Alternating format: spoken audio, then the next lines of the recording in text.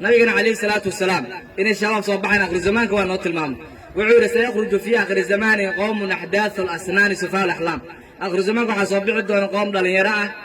دب الله عقل قدو يريه يقولون من قول خير البرية يقرؤون القرآن لا يجاوز تراقيهم يمرقون من الإسلام كما يمرق السهم من الرمية فإنما لقيتمون فاقتلوهم نبينا عليه الصلاة والسلام حوليها يا آخر الزمان كوا صباح دون قوم دليرة دب الله قرآن كأخرناي كالحمود القرآن كسردافين إسلام ككبحاي سيدا قمون كقاصدو كبحو كله مال الله ما شكو أرتان كدلة شباب ما أنت نين أمير شباب اسقر حماينا ويل أو دلي أو شباب ويل أو دلي أمير شباب اسقر حماينا وحا ويلشينا لله اسقر حية جنة قليسين عملية استشهادية سمينيسا من الرجال صدقوا حلو ليه وواحد بادلا مشروع لسوق توا وقالتاس مشروع ديمد مان مشروع دقاله ابور واي لو قلنا تلقلي ان ilmaha Soomaaliyeed yarka lagu laayo umada Soomaaliyeed kala geeyay la yiraahdo kuwaas gaalo waay dawladda raaceen murtadiin waay macna hebel anaga ma taageersan la soo dilo waxaad ogtiin gabdhaatiin naagta la qabo in shar nooc soo qaadato saksan nooc soo qaadato si aan loogu sirmino la dhinaagtan أنا شكان سلوك دين مدة قلب كان مدة قبر تقدر نوع ساق هذا وجدك حواي إن لا شكان صلاة قبل قبر أيه وحي قلت لي عنو جاي شباب كذا معلم معلم إيش تجوا لو جاي أورو يالك أو شرع دراي معلم متقنا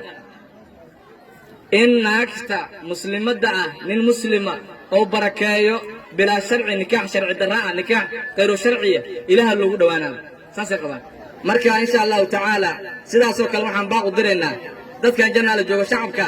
habeen ilaa keen hoobiyaal soolida ama weerar la soo qaada ma maqashaan ciidan meesha jooga lama soo weerar shacabka lagu soo tuura kaliya ujeedka muxuu yahay in argagaxaan ee ka qaxaan shabaab meesha joogaan burbur iyo halaaga u dambeeya kaliya meesha ka guuraan hadda jannaada cadceed leeyahay habeen maalin isku siyaa wax u arkaysaa walna waxa waaye meel dad islaamad degan uma ay kala waxa waaye waxaan ku tusinayaa burburkaas waxa keeni karo zinada badata keeni karo zina aan sharci ahaan faasid ah naagiyo xalaasha ahayo si xaraam loo isticmaalo naagnin qabin gacanta laga qabsado la yiraahdo hebel murtad waay ana ku qabo